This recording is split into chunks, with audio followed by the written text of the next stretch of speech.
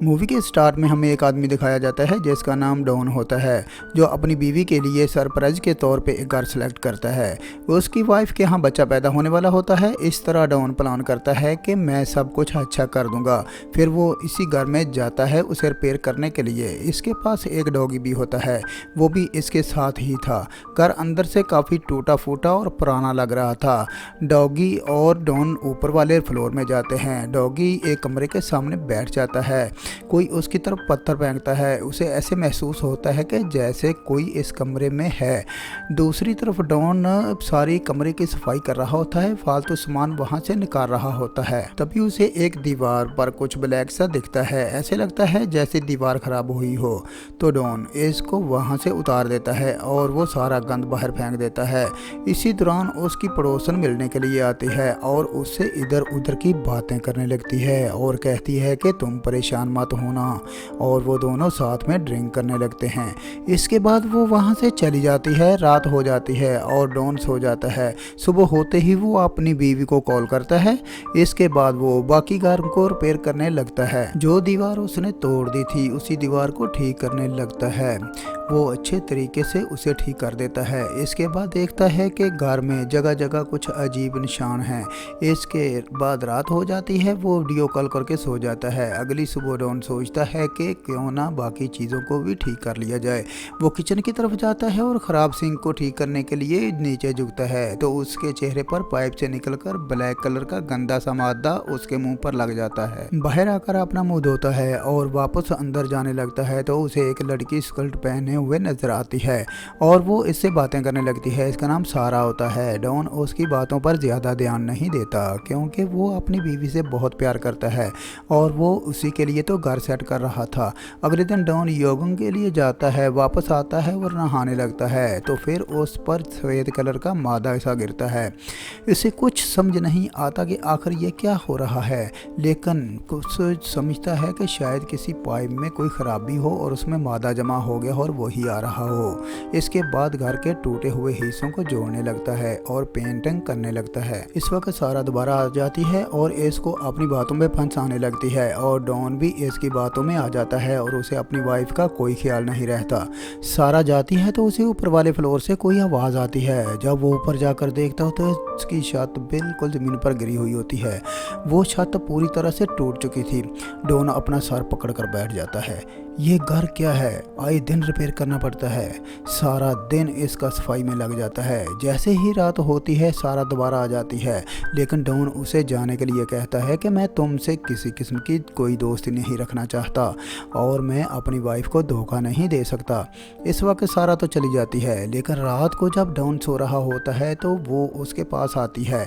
वो अजीब से क्रिएचर में बदल जाती है। वो दिखने में काफ़ी खतरनाक थी। इसी दौरान डॉन की आंख खुल जाती है क्योंकि वो एक ख्वाब देख रहा होता है। अगले दिन डॉन काफ़ी परेशान होता है क्योंकि वो अकेला इस घर को ठीक नहीं कर सकता था। रात को वो अपने दोस्त को बुलाता है और कहता है कि मुझे इस काम के तुम्हारी मदद चाहिए।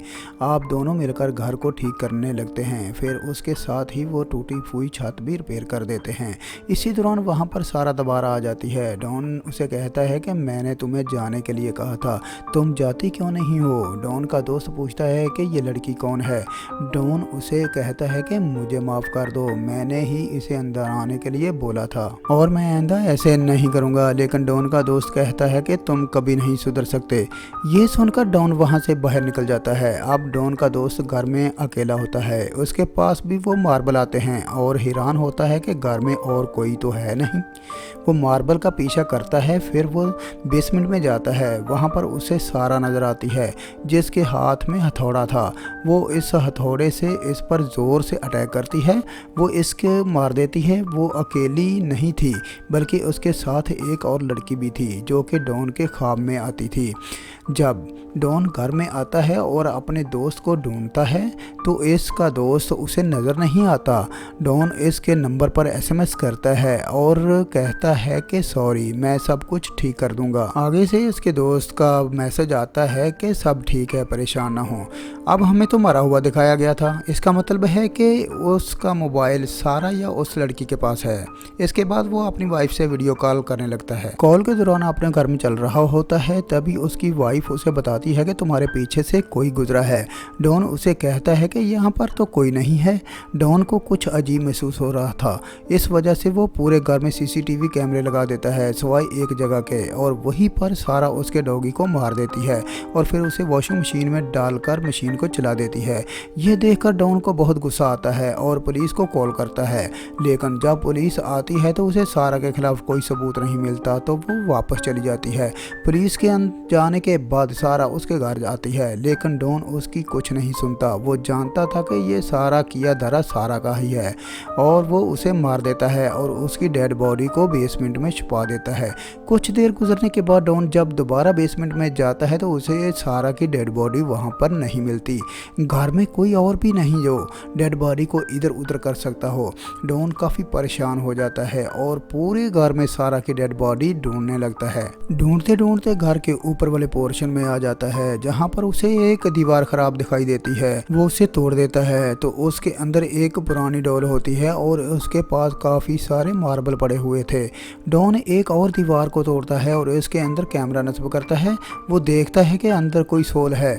वो डर जाता है। जब वो एक और दीवार तोड़ता है तो देखता है कि उसमें एक दिल धड़क रहा है।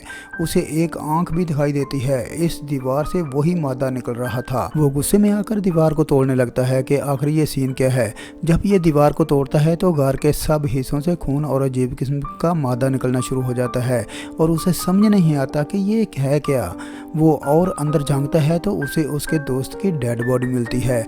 वो अपने दोस्त का फ़ोन देखता है तो उसे सारा की तस्वीर मिलती है जो उसे अब इस्तेमाल कर रही थी। तभी पूरे घर में शोर होने लगता है। दरवाजे अपने आप बंद हो रहे थे और खुल रहे थे।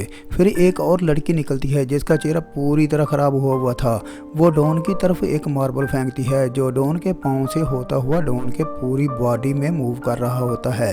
वो मार्बल को अपनी बॉडी से निकालने की कोशिश करता है, जिसकी वजह से वो अपनी पूरी बॉडी में कई जगह पर कट लगाता है, लेकिन वो लड़की और ज़्यादा उसकी बॉडी में मार्बल डाल देती है और बहुत ज़्यादा खून बह जाने की वजह से डॉन की वहीं पर मौत हो जाती है। फिर हम देखते हैं कि डॉन की बीवी वहाँ पर आती है जो अपने शौहर को सरप्राइज़ देना चाहती थी।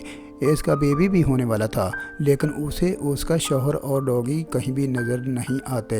वो सोचती है कि हो सकता है कि वो बाहर गए हों।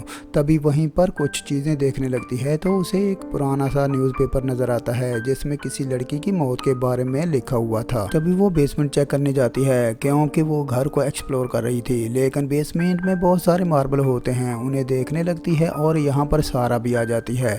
ये कितनी हैरानकुन बात है ना। डॉन ने तो उसे मार दिया था, लेकिन ये अभी ठीक ठाक है। इसका यही मतलब है कि ये एक सोल है। सारा कहती है कि वेलकम, आपके शौहर और मैंने इस घर को ठीक करने में बहुत मेहनत की है। हम दोनों ने मिलकर ये घर आपके लिए रिपेयर किया है। लेकिन तभी उनके पास उनकी पड़ोसन आ जाती है जो कि डॉन से बैठकर बातें किया करती थी। इसके आते ही सारा वहाँ से चली जाती है। वो दोनों बैठकर बातें करने लगते हैं। पड़ोसन उसे कहती है कि ये घर तुम्हारे लिए ठीक नहीं है, तुम लोग यहाँ से चले जाओ। और इसके बाद डॉन की वाइफ वॉशरूम जाती है, अपना मुंह धोने लगती है, लेकिन तभी इसको सिंक से कुछ बॉल मिलते हैं। जैसे ही वो सिंक से बाहर बॉल निकालती है तो उसे सिंक के अंदर कोई आंख दिखाई देती है। वो काफ़ी डर जाती है और अपने शौहर को कॉल करने लगती है, लेकिन इसके शौहर का मोबाइल तो घर में ही था।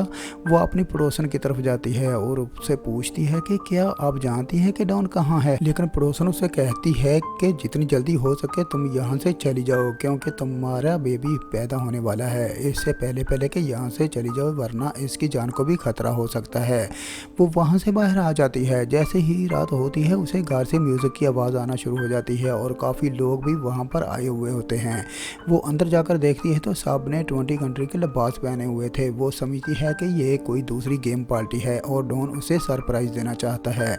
वहाँ पर एक अजीबोगरीब चीज़ भी हो रही थी। इस घर की बालकोनी में चारों तरफ लोग खड़े थे और नीचे सारा थी, जेस को एक आदमी मार रहा था। सारे लोग इस शो को देख रहे थे। असल में ये सब कुछ पास्ट में होता है, जो कि अब डॉन की वाइफ देख पा रही थी। फिर डॉन की वाइफ देखती है कि एक जगह पर छोटी बच्ची बैठी हुई है जो कि दीवारों पर पेंटिंग कर रही होती है और इसके पास बहुत सारे मार्बल भी हैं। अब तो समझ में आ गया होगा कि ये छोटी बच्ची कौन है। जी हाँ, वही है जो सारा के साथ होती थी। इसने अपने मार्बल से डॉन को मारा था। डॉन की वाइफ हैरान होकर नीचे उतरती है। तभी सीढ़ियों पर उसे सारा मिलती है। सारा उसे कहती है कि मैंने तुम्हें सब कुछ सच बताती हूँ कि 100 साल पहले मैं इस घर में रहा करती थी।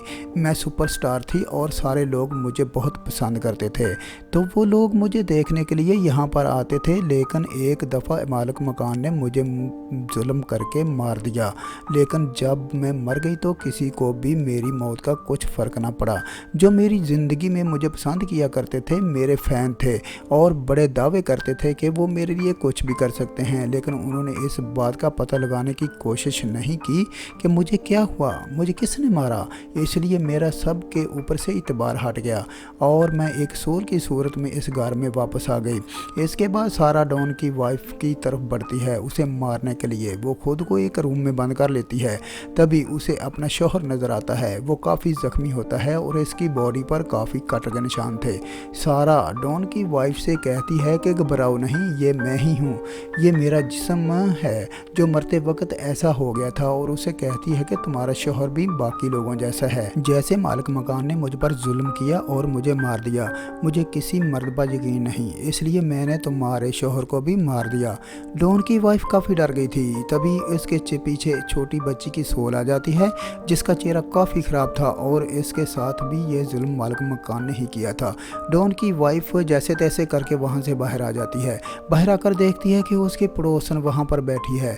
वो डॉन की वाइफ को बताती है कि मुझे इस घर के बारे में सब कुछ पता था कि इसमें कितनी सोल रहती हैं और वो कौन कौन हैं। तो डॉन की वाइफ कहती है कि आपने मुझे ये सच्चाई पहले क्यों नहीं बताई। अगर आप पहले बता देती तो मेरे शौहर की भी जान बच जाती और मेरे साथ भी ऐसा ना होता। तो वो पड़ोसन उसे कहती है कि मैंने तुम्हें बताया था कि तुम लोगों का इस घर में रहना ठीक नहीं और इससे आगे मैं क्या बता सकती हूँ, लेकिन तुम लोगों ने मेरी एक नहीं सुनी और अब मुझे कसूरवार मत बनाओ। इशारा देना ही काफ़ी होता है। अगर आपकी कोई बात ना सुने तो उसके सामने खामोश हो जाना चाहिए। इसके बाद ये दोनों मिलकर इसी छोटी बच्ची की सोल को बाहर निकालते हैं जो कि उसकी अपनी डेड बॉडी में थी। फिर उसे दफन कर देते हैं जिसकी वजह से उसकी सोल को सुकून मिल जाता है और वह हमेशा के लिए अपनी दुनिया में चली जाती है। अब पता चलता है कि सारा सिर्फ इसी छोटी बच्ची की वजह से इस घर में थी। वो भी हमेशा के लिए अपनी दुनिया में चली जाती है, यानी वो कभी भी मुड़कर इस घर में नहीं आने वाली। अब हम देखते हैं कि वो घर बिल्कुल क्लीन हो चुका है। अब कोई सोल नहीं है। अब डॉन की वाइफ की बेटी हो चुकी है। ये माँ बेटी इस घर में रह रहे होते हैं। एक दिन बच्ची खेल रही होती है, तभी बच्ची के पास 2 मार्बल आकर गिरते हैं। फिर हम देखते हैं कि डॉन अपनी बेटी को देख रहा है, यानी वो डॉन की सोल ही थी, यानी वो छुपकर अपनी बेटी को देख रही थी। डॉन की सोल इसलिए यहाँ पर थी क्योंकि उसकी बॉडी नहीं मिली थी। इसके बाद उसकी डेड बॉडी को ढूंढकर दफना दिया जाता है और ये सोल भी अपने असल मुकाम तक यानी अपनी दुनिया में चली जाती है और ये घर बिल्कुल महफूज हो जाता है। अब हमें नहीं बताया जाता कि डॉन एक अच्छी सोल थी या बुरी, कि वो अपनी बेटी को नुकसान पहुंचाने के लिए आई थी या सिर्फ खेल रही थी। इसके साथ ही मूवी इख्तिताम पजीर हो जाती है। Thanks for watching.